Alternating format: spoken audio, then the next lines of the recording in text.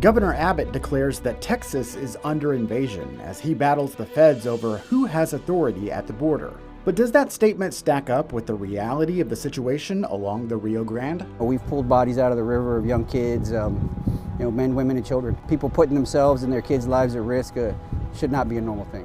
We joined a patrol along the border, what our cameras caught, and the message officers are hoping to send to policymakers in Austin and Washington.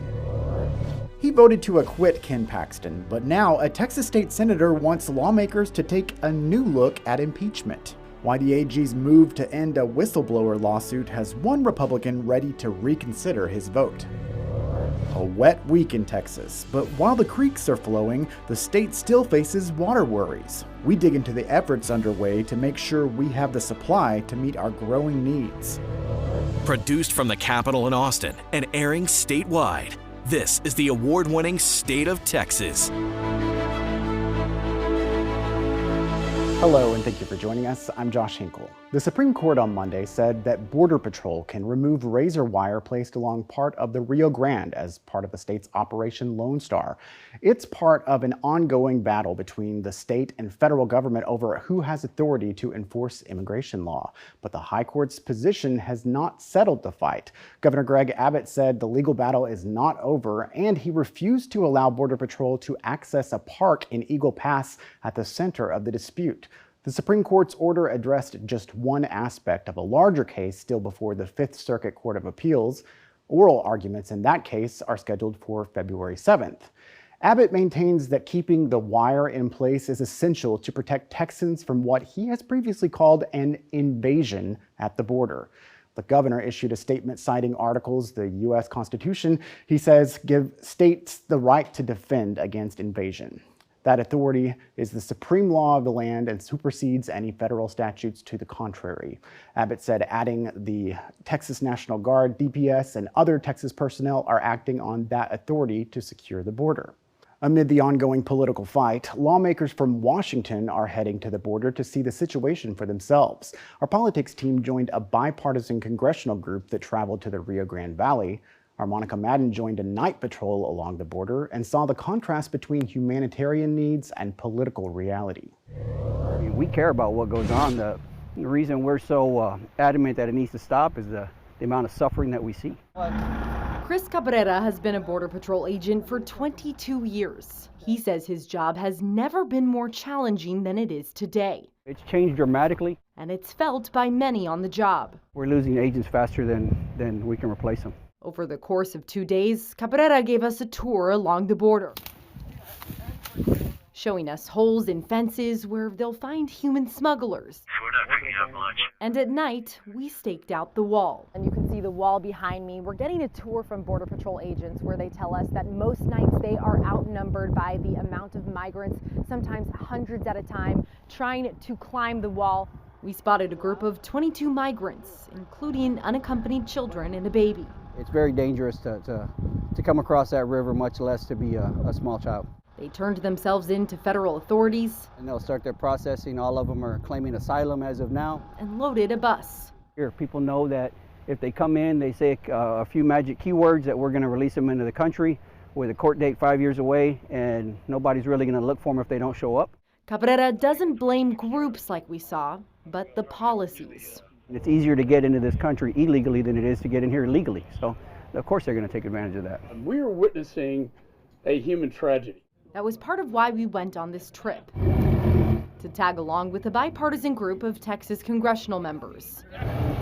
They're hoping to bring back solutions to a gridlocked Washington. The Senate bill, if it's done bipartisan, will have a chance. Tackling immigration policy historically has been a Herculean task, especially with a Congress that has been marred by chaos. All agreed. But Congressman Michael McCall says the state of negotiations are different now, with foreign aid on the line. It's a national security supplemental. So I think we've got the leverage and possibly the best opportunity to get something serious done. Moderate Democrats like Congressman Henry Cuellar can agree with some Republican-led proposals to toughen the process for claiming asylum. This bipartisan type of work will get the job done. But it's not likely that the Senate will take the House border deal as is, which many Republicans are demanding. We need the Senate to pick up our plan or come up with a solution so we can have a path forward. Agents like Cabrera just want lawmakers to see it the way he does. It's not a Republican or Democrat issue. It's a humanitarian issue. Monica Madden, State of Texas. You heard both Congressman Cuellar and Congressman McCall express optimism about a deal tying aid to Ukraine to new restrictions on asylum seekers. Things have changed since those interviews. On Friday, House Speaker Mike Johnson declared that deal dead on arrival. Johnson says Republicans will push for a package of border reforms that previously failed to win support in the Senate, setting the stage for an election year stalemate. LGBTQ advocacy groups fought new Texas laws at the Capitol and in the courts. Now they're trying something different. Why they're asking the United Nations to get involved. Plus, he's not on the ballot, but Ken Paxton is busy campaigning. His message to voters as he works to push out lawmakers who supported impeachment. After a rainy week, it can be easy to forget Texas is still short on water, but there's $1 billion effort to fix the problem. What's underway now to boost the state's supply?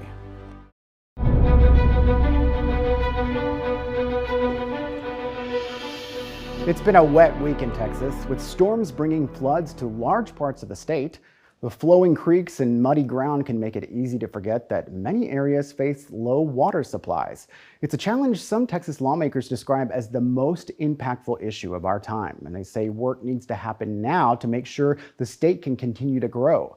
Those efforts got a big boost to the Capitol and the ballot box last year. Ryan Chandler reports on the efforts to keep your water flowing. It's too much of a good thing in Fayette County. We had quite a bit come down at one time. You get up here to LaGrange and outside of town here and there's water, like the fields look like a lake. But not long ago, those fields were parched in a drought plaguing crops and consumers. It's the silent issue with the least urgency with the biggest impact. Lawmakers like State Senator Charles Perry have been warning Texans for years of the state's biggest challenge. The National Wildlife Federation estimates we lose more than 500,000 acre-feet of water every year through leaks, waste, and runoff. That could fill about 240 Cowboys stadiums. We got to change the mindset on how water is. It's not an infinite source. Last year, voters approved the Texas Water Fund to invest $1 billion into saving the water we get from the sky and refining the water waiting in the ground. This is a rare and a welcome sight to see in Austin after a year of statewide droughts. But this rainwater is almost all we have to rely on to make sure our taps are still turning on. And until we can control the clouds, we have to control our consumption. 1 gallon of water a day saved by 30 million Texans is 30 million gallons for tomorrow. How hard is it for you to get out of the shower 30 seconds early? Perry says we can't just shore up the supply without stemming the demand. It's not a commodity, it's a necessity. Ryan Chandler, State of Texas. As you heard Ryan mention, voters approved investing $1 billion in the new Texas Water Fund. The Texas Water Development Board will determine how that funding gets spent. The proposition approved by voters requires the board to set aside at least $250 million for the new water supply for Texas Fund. The fund allows municipalities to apply for grants and loans to finance projects intended to produce new water sources for the state. These projects include desalination technology, new treatment facilities, and development of water transportation infrastructure. The board estimates the new water supply fund will provide 7 million acre-feet of new water supply by the end of 2033. That's more than 3 times the amount of water it takes to fill Lake Travis near Austin. A Texas state senator wants lawmakers to reopen the impeachment of Attorney General Ken Paxton. Why he thinks Paxton's latest legal move proves he's guilty. Meanwhile, Paxton hits the campaign trail, even though he's not on the ballot. If we don't fix this now, we're not going to be able to fix it. It's going to be over. And we're going to lose not just Texas, we're going to lose the whole country. The AG backs candidates to take out Republicans who supported his impeachment. How the push for political revenge could affect the primary. New Texas laws aimed at the LGBTQ community drew protests and lawsuits. Now advocacy groups are taking their problem to the United Nations. Why they think international attention could make a difference.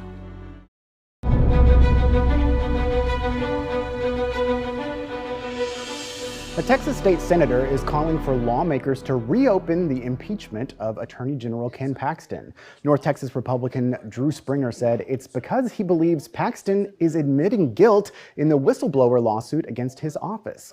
We told you last week about Paxton's move to end the lawsuit without having to testify under oath. Paxton's attorneys said he would no longer contest the facts in the case and accept the judgment of the court. The whistleblowers say Paxton abused his office to help a wealthy friend and donor, and that he wrongfully fired them when they reported their concerns to federal authorities. Paxton said ending the case would save Texas taxpayers time and money. Springer called it an admission of guilt. He can't accept the whistleblower claims against him while touting that he's innocent against those very claims, Springer wrote in a letter sent to Lieutenant Governor Dan Patrick and fellow senators. He asked them to consider reopening the impeachment, adding, quote, "This admission by AG Paxton is exceptionally concerning as he admitted to violating at least one and potentially more of the articles of impeachment." While Paxton is not contesting the case, his legal filing made it clear that he does not believe that he did anything wrong. And he said the Senate's decision to acquit proves his innocence. Our Will Dupree spoke with Senator Springer about the letter and why he's speaking out now. You know, I went back in the record to look at how you voted during the trial itself, and you voted to acquit Ken Paxton on every single charge that he faced during that time. And so it's maybe seeming surprising that you are now calling potentially to reopen the impeachment proceedings now 4 months later.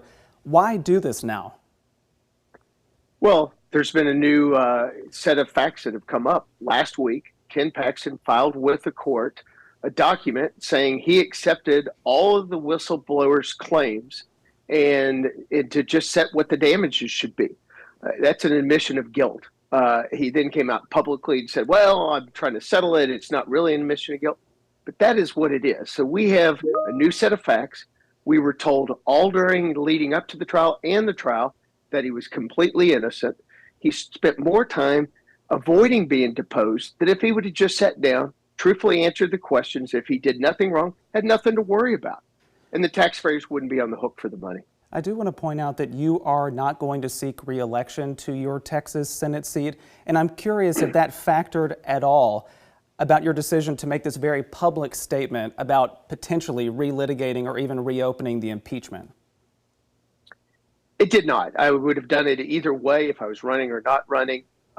These facts deserved the merit. I've talked to scores of fellow legislators that feel the same way, that once you made this admission, you were basically saying you were guilty of what the whistleblowers were accusing you of, which was what Article 6 and some of the other articles in the impeachment were about. Now, while I still have you, I just want to run by what Ken Paxton shared with us. He told us this right here. He said, quote, "Springer has to leave the Senate because he was such a bad senator, was not going to get reelected and needed a job. Why should anyone listen to his sour grapes?"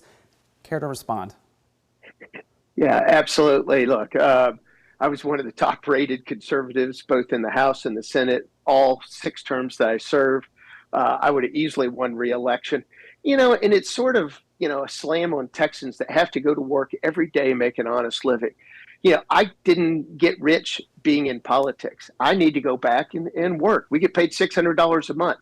I don't think there's anything wrong with serving your state and then go back and making a living with that.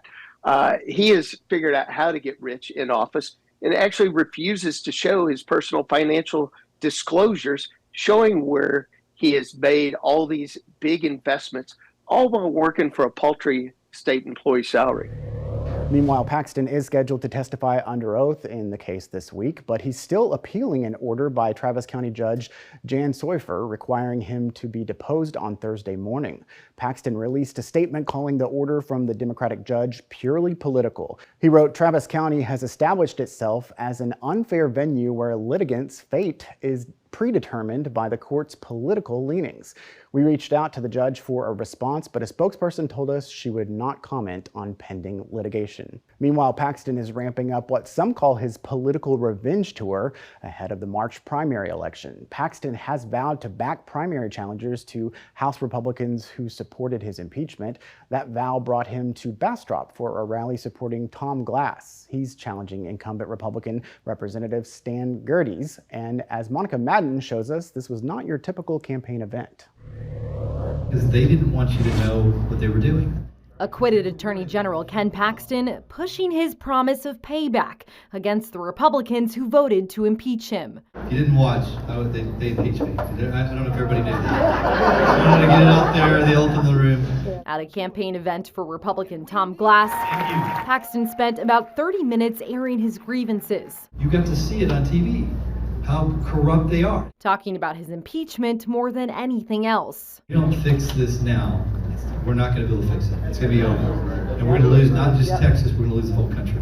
What we know about endorsements is for primary elections, they can mean a lot more than general elections. Political analysts say a number of factors could impact these races, many of which have competing endorsements, where Governor Abbott is backing the incumbent and Paxton backing the challenger. Both of these are Republicans, and often they're competing and campaigning for different candidates. Another factor, if the presidential primary race is still going on. But if it's all decided by the time the Texas primary rolls around, that's going to mean lower turnout. And lower turnout's going to mean an electorate that's going to be more conservative because you're not going to have independents coming out to vote. On the trail, Paxton's message focused on rallying the base. It's so important to elect Tom and others like him, who at one point got in a bidding war over a copy of the Constitution signed by Paxton. 800, going once, which ended up selling for $1,900. Monica Madden, State of Texas.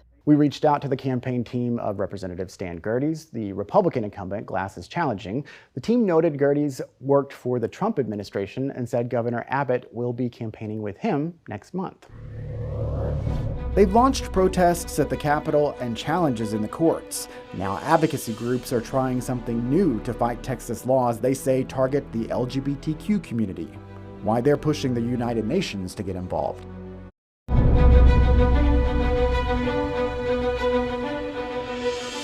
Last legislative session, Texas lawmakers passed 7 laws focused on the LGBTQ+ community. Now those laws are getting attention from the United Nations. Advocacy groups petitioned the UN, claiming the laws violate federal and international human rights laws. Our Tom Miller talked with the Hill reporter Brooke Migden for insight into the move and what the groups hope the UN will do.